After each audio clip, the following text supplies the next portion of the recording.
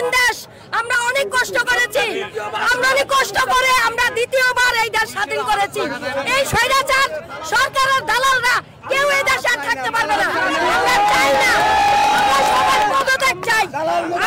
ধ্বংস করার মূল কারিগর এই পাপন গঙ্গা, এই পাপন গঙ্গের আমরা এই বাংলার মাটিতে আওয়ামী মদত পুষ্ট এই দুঃশাসনের অপশাসনিক যারা দলীয়করণ করে ক্রিকেটটাকে ধ্বংস করছে তাদের অপসারণ চাই, তাদের পদত্যাগ চাই। যত এটা দালাল মুক্ত দেশ চাই, আমরা এই দালাল মুক্ত দেশ চাই। আওয়ামী দালাল এই ক্রিকেট বোর্ডে থাকতে পারবে না, ফুটবলার বোর্ডে থাকতে পারবে না, কোথাও পারবে না, ক্রিকেট বোর্ডেও থাকতে পারবে না, কোথাও না।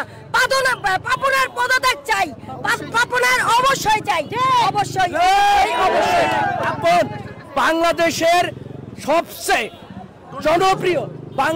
সবচেয়ে জনপ্রিয় একটা অঙ্গন, মানুষের হৃদয়ে সিম্প্যাথির জায়গা এই ক্রিকেট, ফুটবল, জিমনেশিয়াম, বিকেএসপি, যে যত জায়গায় ক্রিকেট আছে সেই ক্রিকেটকে ধ্বংস করার মূল কারিগর এই পাপন গঙ্গা।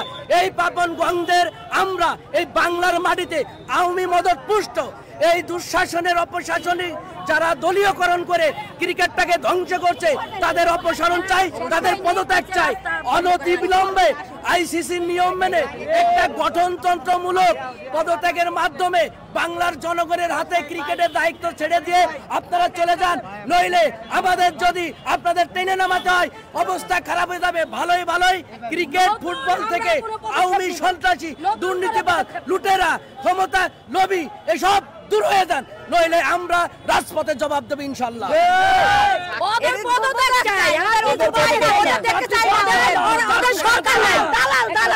ওদের কোনো সরকার নাই, তাই না?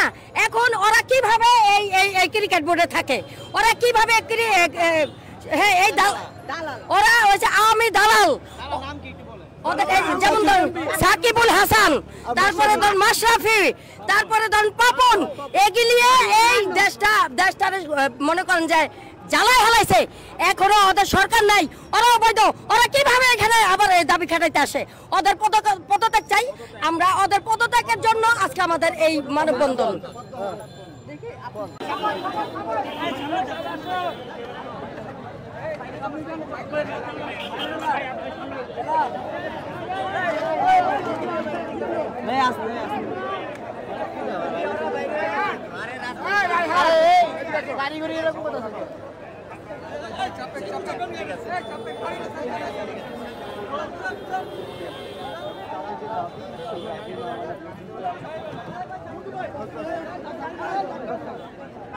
আসেন